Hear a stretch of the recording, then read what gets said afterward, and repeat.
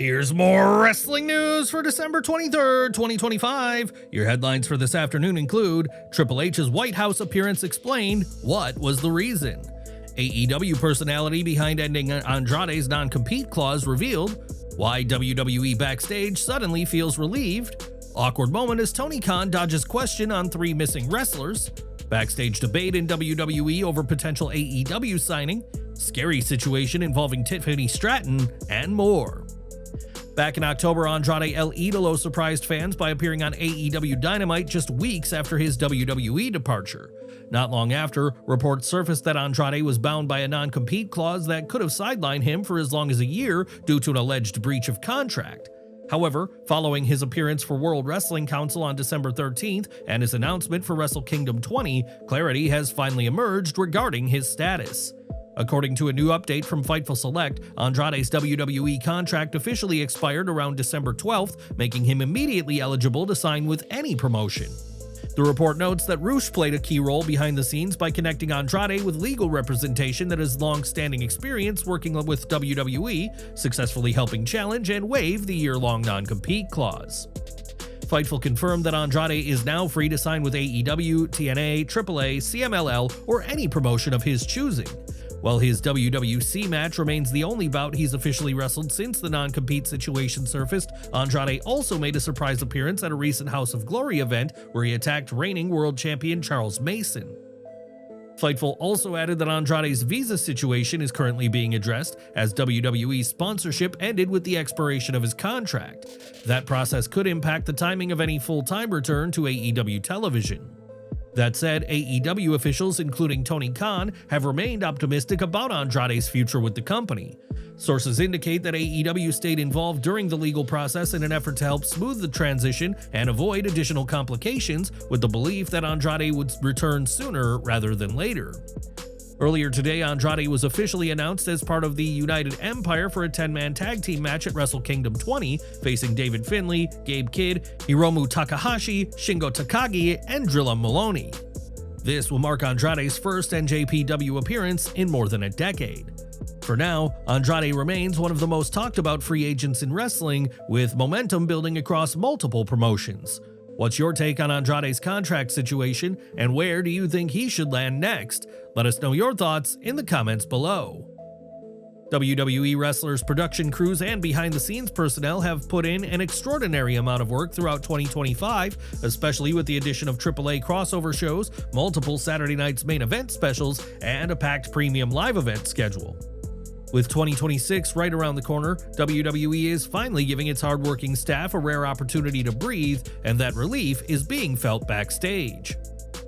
To accommodate the holiday period, WWE pre-taped several episodes of Monday Night Raw, SmackDown, and NXT, including the December 19th SmackDown, December 22nd Raw, December 23rd NXT, December 29th Raw, and December 30th NXT.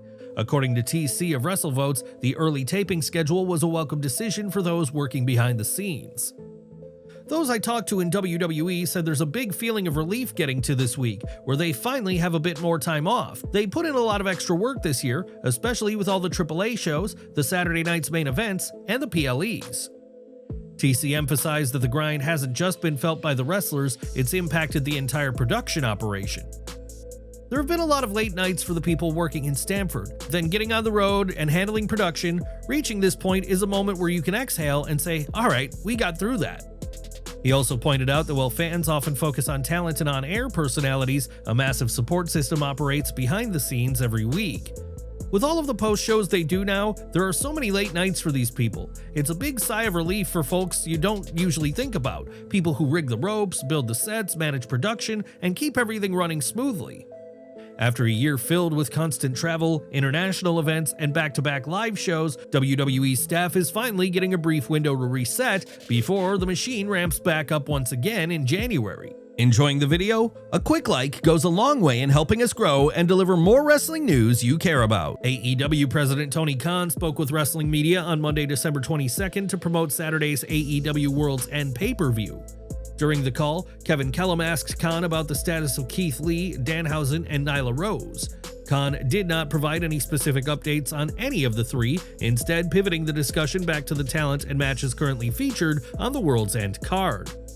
In his closing remarks, Khan highlighted AEW's recent success at the year-end awards, stating that the company won 10 honors from Sports Illustrated. He took a moment to list the awards and reflected on how meaningful the year had been for him personally. Khan added that 2025 has been his favorite year working in professional wrestling, emphasizing his passion for the industry and noting that wrestling continues to be there for fans even during the holiday season. With that, he wrapped up the media call. While Khan celebrated AEW's success, his decision to sidestep questions about Keith Lee, Danhausen, and Nyla Rose stood out, with no clarity offered on why all three remain absent from television.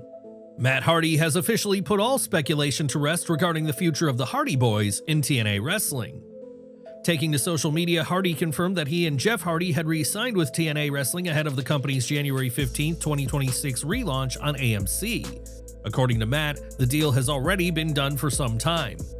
By the way, we've been re-signed for a while. Merry Christmas, guys. With the Hardys now locked in, TNA secures two of its most recognizable stars as it prepares for a major new chapter on national television. Matt and Jeff remain central figures in TNA's identity, and their continued presence provides both star power and stability as the promotion builds towards 2026. What's your take on the Hardy Boys re-signing with TNA? Was this the right move for both sides, or should they have explored other options? Sound off in the comments.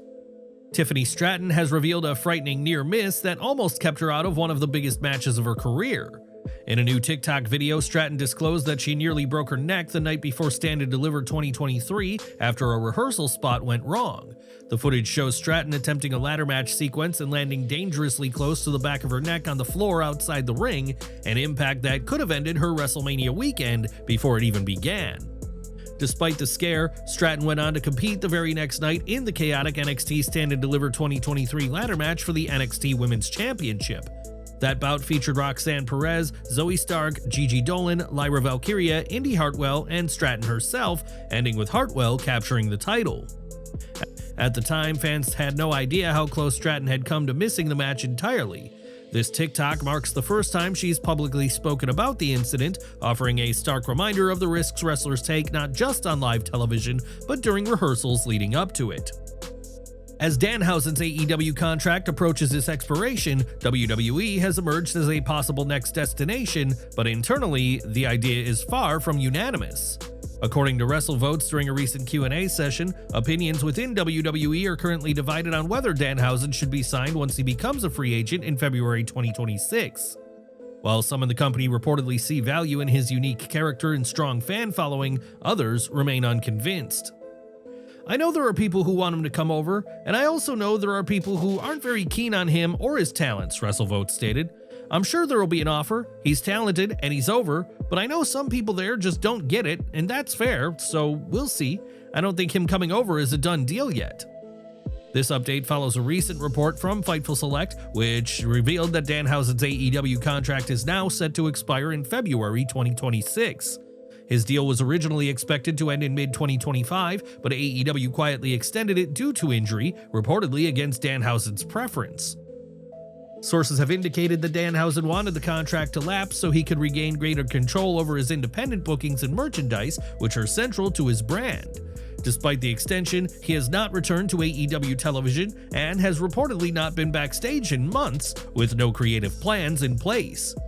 With his AEW exit increasingly likely, Danhausen's future now hinges on whether WWE's internal support outweighs the skepticism. A potential WWE run remains possible, but far from guaranteed. Should WWE take a chance on Danhausen's very nice, very evil brand of chaos, or is he better suited thriving on the independent scene? Sound off in the comments below. AEW is officially parting ways with one of its most iconic venues, at least for the foreseeable future. Daly's Place, the open-air amphitheater in Jacksonville, Florida that served as the spiritual home of all elite wrestling, will be unavailable through at least 2027 and potentially into 2028. The closure is part of the Khan family's ambitious Stadium of the Future redevelopment project, which will connect Daly's Place to Everbank Stadium, home of the Jacksonville Jaguars.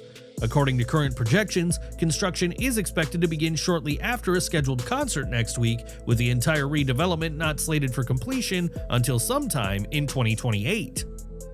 Daly's Place is owned by the city of Jacksonville, with Shad Khan's bold events overseeing day-to-day operations. Because the project affects both Daly's Place and Everbank Stadium, even the Jaguars are being impacted. The team is expected to temporarily relocate its 2027 NFL home games to Camping World Stadium in Orlando, a venue familiar to wrestling fans as the host of WrestleMania 33. The venue became AEW's lifeline during the COVID-19 pandemic. Beginning in March 2020, when live touring was shut down worldwide, AEW taped nearly all of its programming at Daly's Place, including Dynamite, AEW Dark, and multiple pay-per-views. The location provided consistency, identity, and stability during the most uncertain period in the company's history until AEW resumed touring in the summer of 2021.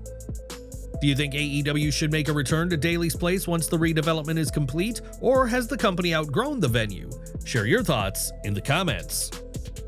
Triple H made an unexpected public appearance outside the White House, and he wasn't alone. In a video shared by the White House's official X account on December 22nd, the WWE Chief Content Officer was joined by professional golfer Bryson DeChambeau to deliver a simple message: stay active during the holiday season and beyond. Standing just outside the iconic building before heading into the Oval Office, Triple H encouraged Americans to prioritize movement without putting unnecessary pressure on themselves, stressing that even small efforts can make a difference. In a separate clip filmed elsewhere on the White House grounds, DeChambeau echoed the same sentiment, reminding viewers that fitness doesn't have to be tied exclusively to New Year's resolutions. The unexpected collaboration between a WWE executive and a major golf star, shared directly through an official White House platform, quickly caught the attention of fans and fitness advocates alike as the year winds down. For all of our subscribers, don't miss the 9 a.m. Eastern video we dropped earlier today. Smash that bell icon and select all notifications so you're always in the loop.